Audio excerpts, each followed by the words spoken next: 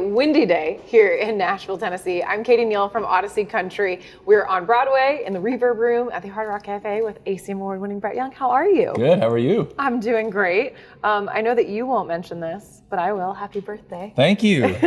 Thank you.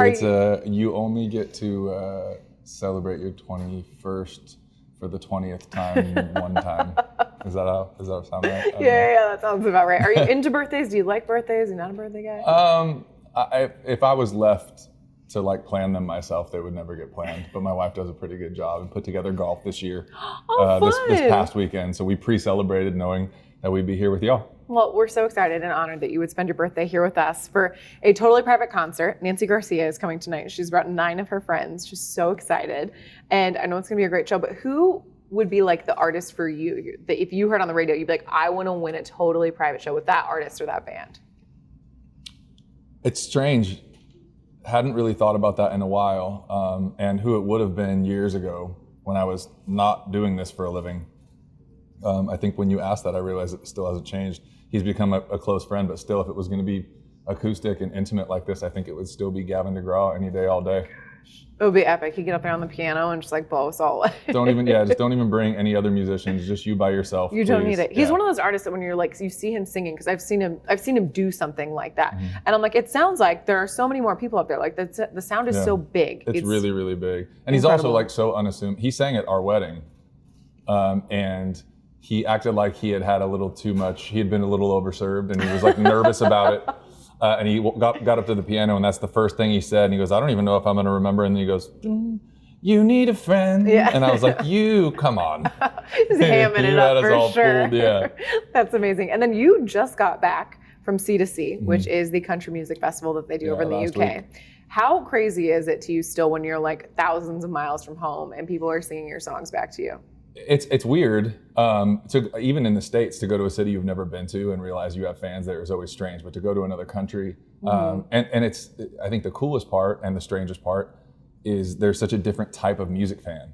They literally consume the entire album. They learn every song, whether it was on the radio or not, and they really kind of stripped down acoustic music too. They're very quiet and respectful as an audience. So it's a different audience altogether, but they're really, really good fans. That's amazing. I've heard people say that, and they're also very proper. They clap and then they all stop at the same time. There's no Yeah, I always go you guys are crazy. It's how? They're enough is enough. Next song then, okay. They're ready to go. Yeah. That's amazing. I'm sure experiences like that are so special, and you have had so much success and gotten to do really cool things in your career. But I'm curious, when was the last time you had a pinch me moment where you were I'm just a kid from SoCal. How did I end up right here? Oh, I think I still have those quite a bit. I hope I never stop having those. But I think the big one that comes to mind takes me actually back to last time we were at C2C, which we ended up, I got to meet Tim McGraw, who's the one that made me fall in love with country music as a fan, and then in turn ended up wanting to write country songs with the first time I heard Don't Take the Girl in the early 90s. And we were over there playing in Dublin, opening for him in Faith, and he found out that I was a huge fan and had somebody come grab me to come down and meet him, and spent 20, 30 minutes chatting with me, and we took a picture. And I'd been in town for a long time and had success at radio at that point, and still hadn't met Tim. And so I was probably fangirling a little bit in that moment. Right, and some people you meet and you're oh, you're just a regular person. And Tim and Faith, I still feel you are so famous, you're floating. Yeah, and just so comfortable in their own skin, and it's obvious and it radiates, but also so kind and humble at the same time, and humble and kind. Yes. There you go. Yeah. So that's where that comes from. That's amazing. And then your latest single, You Didn't. We love this so much. This is a heart-wrenching breakup song about one person who falls in love and the other doesn't. They end up breaking up, and he's trying to tell her that it's okay, but maybe it's also not. It's also not. So talk about why you wanted this to be the next single. I think that one of the interesting things I had to kind of come at from a different angle with this record is that I've always tried to write from what I was going through in my life at that time, because it was always the goal in order to be, transparent and authentic. It was just pull back the curtain a little bit more all the time for your fans who you're asking to stay invested, let them get to know you, not just the songwriter, not just the artist. But with this record, I knew that I couldn't just do a lullabies record. And what's going on right now is I'm starting a family and having kids. And so I knew I had to, for the first time, dive into some topics that weren't necessarily current. Yeah. And, you know, there were 4 dudes in this writing session that are all happily married with children. So we all had the same kind of conundrum, and we just said, let's take a minute, let's go back to the place that we can relate to the most. And once we all know what that is, then let's dive into this thing. I think it's taking the kind and understanding approach is what's interesting about this breakup song. The person that got their heart broken is the one not wanting the other one to feel bad about it. And I think that was the unique take on it. And for me, I went back to actually, you know, me and my wife have a 13, almost 14-year history. And I think the hardest breakup for me ever was actually when her and I broke up after I moved to Nashville. So this technically, while it's not about me and my wife now, I was drawing from the heartbreak of when it looked like for a second it wasn't going to work out. So all of that to say is the challenge as a songwriter to write about heartbreak when I'm not heartbroken. And also knowing that there's so much of me and my wife's story in this song. And then just knowing that, you know, not even everybody that has happily ever after got their heart broken along the way. Way more people can relate to heartbreak than they can have. In fact, people that are sad cannot be happy for people that are happy. So it's the sad song, it plays pretty well, especially in country music. So they call it a pity party. Yeah, exactly. You mentioned your wife being a big part of the story of the song. She also played a part in the music video. Was this something you had to convince her to do, or were you like, hey babe, do you want to be in the music video? And she said yes. She said yes in a heartbeat, but also the last video I did where I acted opposite another woman was the Mercy music video. And me and my wife had just gotten back together. We weren't quite engaged yet, but we were back together. And I just remember that it didn't feel right. So we had a conversation. It didn't feel good to her either. And the conversation was that I won't act opposite another woman ever again. So I'll either be the performer with 2 hired actors or it'll be me and you. And the way my friend Seth Coopersmith wrote the treatment, it just felt like it had to be me, which meant it had to be her. And she agreed after reading the treatment and was happy to do it and crushed it. She actually seems like an actress on stage. I look like a musician up there faking it.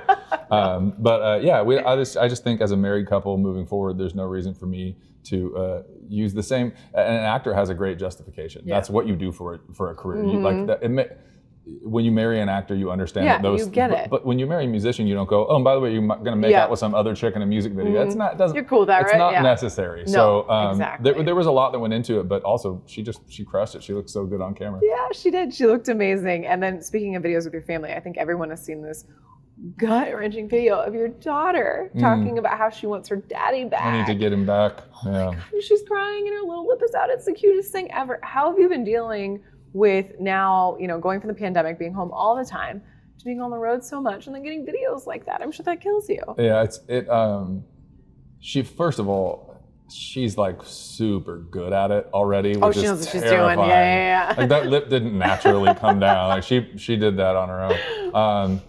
No, it's really hard. And luckily my wife has such a great relationship and she's such a good mom to the kids that like, that moment probably lasted as long as that video, and then they were in the corner playing with whatever toys, you know, I'm sure. But, you know, that happened 20 minutes after I drove away on the bus for like a whole weekend. So to start the weekend that way, I'm like, hey, baby, maybe save those videos for when I get home next time, because that made that weekend really hard. That's so hard. But, you know, I mean, you can't really be surprised by being away when you chose the career. So I try to wrap my head around the fact that I'm blessed to get to do it. For sure. And just put my head down and get through the weekend when they're hard. Sometimes she doesn't ask about me the whole time. You know, so she's like, who's that guy? Yeah, for every weekend where she's like bummed 10 minutes in, there's some where she's like, wait, you were gone? Yeah. You know, so, she doesn't process it at all. No, she's so much fun. And Rowan, our youngest, is now 8 months old, and she's starting to like really get excited when I walk into the room. And I remember this stage with Presley. It's a snowball from there. Then I'm wrapped around her finger too. You know,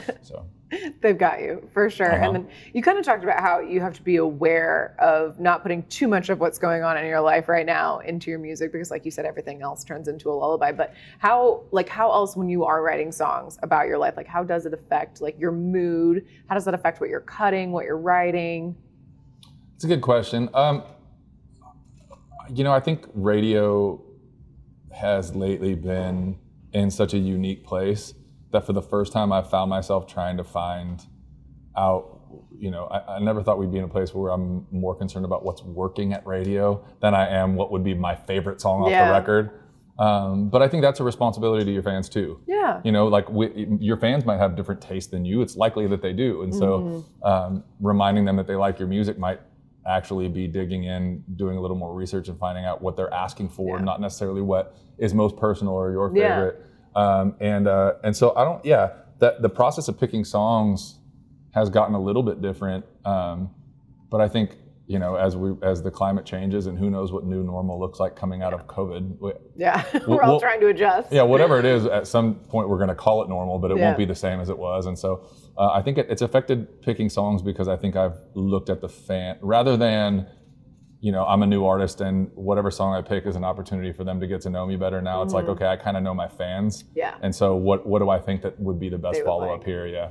That's amazing. That's great. And then here at Audacy, something that we really focus on is mental health. We have this amazing campaign called I'm Listening that is just centered around destigmatizing some of the conversations around mental health. So what do you do to like maintain your mental health? Like what centers you? Like what do you do when you're like, I need a minute?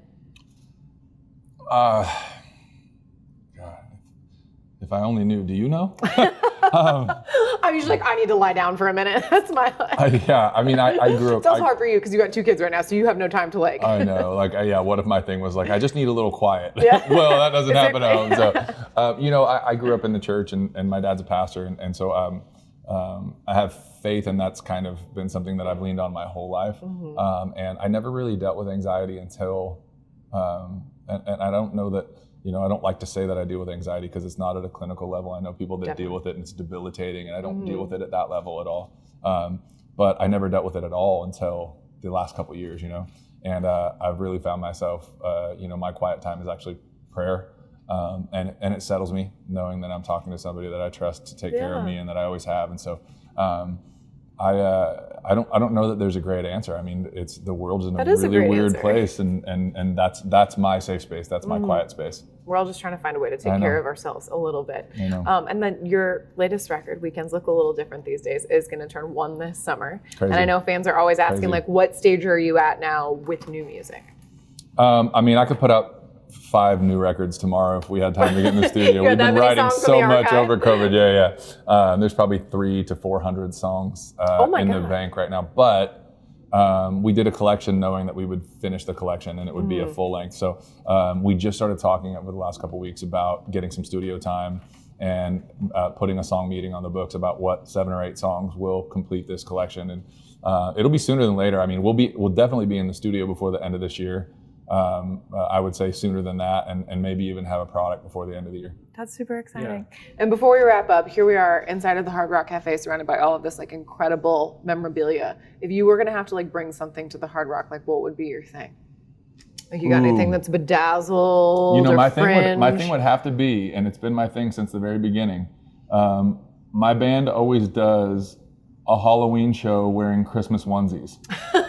So there'd have to be like So we'd have to get it, and also like extra tall frame for you. It's a triple XL Walmart Christmas onesie that fits me. Triple That X. definitely doesn't work for like whatever they have in stock in the back right here. No, but we can maybe wallpaper the place in it. I don't know. Definitely good. Well, thank you so much. We're so excited. Happy birthday again. Thank you. We're just so happy to have you here tonight. I know that Nancy and all 9 of her friends are going to have a great time, and we so appreciate it. Brett Young here at the Hard Rock Cafe.